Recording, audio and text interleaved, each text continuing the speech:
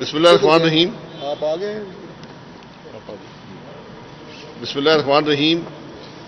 آج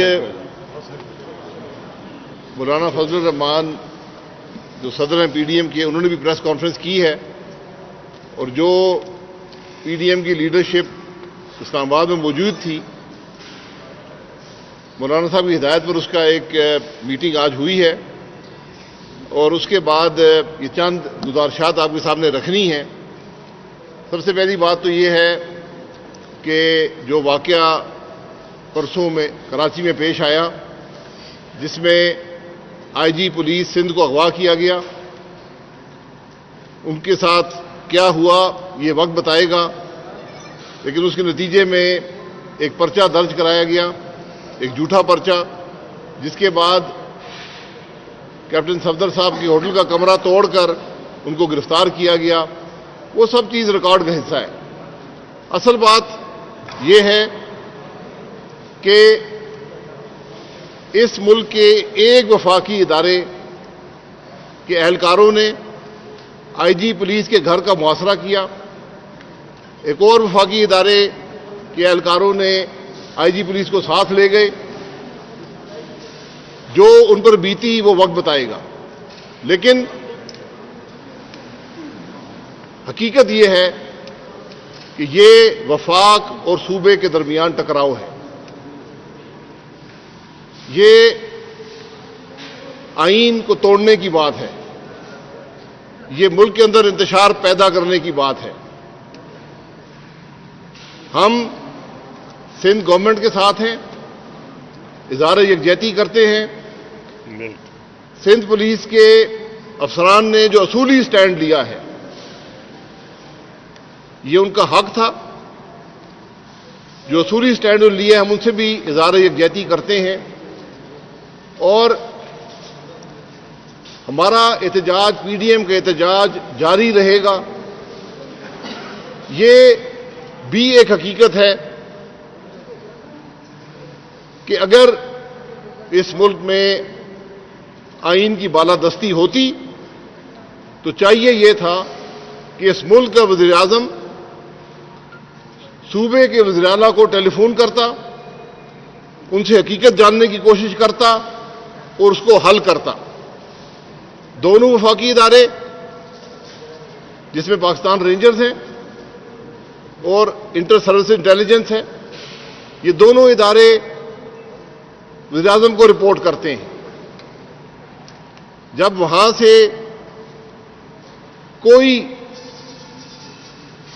بات نہیں بنی، کوئی کوشش نہیں ہوئی کہ اس معاملے کی تہہ تک پہنچا جائے، تو چیئرمین بلاول صاحب نے پریس کانفرنس کی اور انہوں نے فوج کے سربراہ سے گزارش کی، آئی ایس آئی کے سربراہ سے گزارش کی کہ یہ ملک کے معاملات کہاں پر جا رہے ہیں.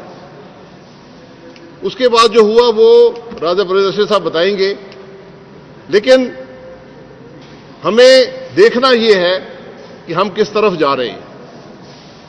ہمیں دیکھنا یہ ہے کہ ملک میں آئین کیا کہتا ہے. آج اس ملک کے وزیر اعظم نے فوج کو بھی اپنی سیاست میں ملوث کر دیا ہے.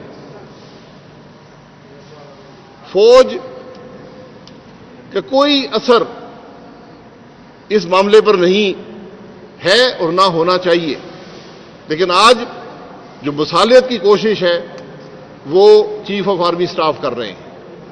یہ بدنصیبی ہے کہ آج اس ملک کا وزیر اعظم اپنے اختیارات کا ناجائز استعمال کرتے ہوئے وفاق کو صوبے سے ٹکرا رہا ہے. یہ بڑی تشویشناک بات ہے. آج سندھ کا ہر شخص اپنے آپ کو غیر محفوظ محسوس کرتا ہے. جس ملک کے پولیس چیف کو اغوا کر لیا جائے رات کے 4 بجے، اس ملک کے عوام کا کیا بنے گا؟ اس ملک کی پولیس کا کیا بنے گا؟ وفاق اور صوبے کے درمیان جو تعلقات ہیں ان کا کیا بنے گا؟ اس بات کے بارے میں سوچا ہے کسی نے؟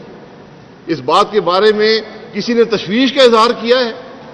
کیا وزیر اعظم نے کوئی تقریر کی ہے، کوئی بات کی ہے؟ اس کے وزراء جو پریس کانفرنسیں کرتے ہوئے تھکتے نہیں ہیں، کوئی بولا ہے؟ کیا آپ کو ملک کی پرواہ نہیں ہے؟ کیا آپ کو وفاق کی پرواہ نہیں ہے؟ کیا آپ کو صوبوں کی پرواہ نہیں ہے؟ اور آپ نے پھر فوج کو ملوث کر دیا پاکستان کی سیاست میں. یہ آج ہم سب کی بدنصیبی ہے. آج جب ہم سب کو معیشت کی بات کرنی چاہیے، مہنگائی کی بات کرنی چاہیے، بے روزگاری کی بات کرنی چاہیے، عوام کی تکلیف کی بات کرنی چاہیے، ہم صوبے کے آئی جی کو اٹھانے میں مصروف ہیں.